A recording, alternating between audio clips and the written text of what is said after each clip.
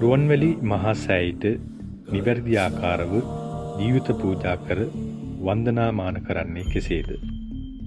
පළමුව ඔබ මහා සෑය වන්දනා කරන්නට පැමිණෙන විට සදහ සිතින් යුතුව පේවෙලා මස් මාංශ අනුභවයෙන් තොර වෙලා සුදුසු ඇඳුමකින් සැරසිලා උන්වහන්සේ වන්දනා කරන්නට පැමිණෙන.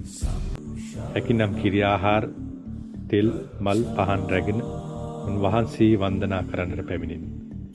ඉන් අනතුරුව විහාර මන්දිරය වන්දනා කිරීමෙන් අනතුරුව චෛත්‍යරාජානන් වහන්සේ දක්ෂිනාවර්තව ඔබගේ දකුණු අත චෛත්‍යරාජානන් වහන්සේ දිසාවට සිටිනසේ තුන් වතාවක්වත් උන්වහන්සේගේ බුදුගුණ සජ්ජායනා කරමින් වන්දනා කරගන්න. ඉන්පසු ඔබට පහසු අයුරින් උන්වහන්සේගේ මළුවෙහි සුදුසු ස්ථානයක් තෝරාගෙන වාඩි වී මේ ආකාරයෙන් උන්වහන්සේ වන්දනා කරගන්න.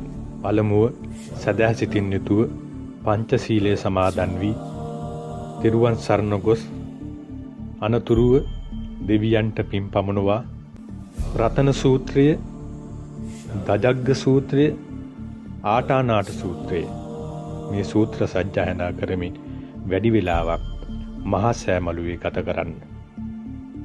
විශේෂයෙන්ම ආටානාටියේ සඳහන් වන ඉන්ද්‍රෝ සෝමෝ වර්ණෝච්ච මේ ගාථා රත්නය 7 වතාවකට වැඩි ප්‍රමාණයක්වත් සජ්ජායනා කරන්න පුළුවන් නම් එය ඔබ සජ්ජායනා කරන විට දෙවියන්ට දැනිලා එය බලගන්විලා ඒ පිහිට උන්වහන්සේලා කෙරෙන් ලැබෙනවා සත්‍යයි.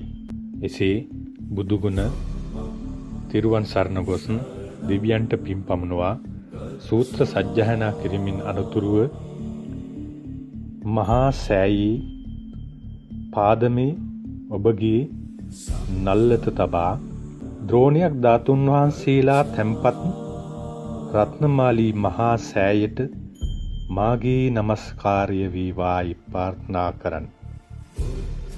මාගේ ජීවිතය ධාතුන් වහන්සේලා තැන්පත් මහා සෑයට පූජා කරමි.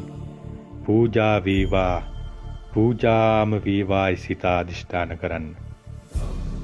අරහත් සම්්‍යක් සම්බුදුරජාණන් වහන්සේගේ දෙපතුල සිට උන්වහන්සේ වන්දනා කරනවා සිතා මම මාගේ අරහත්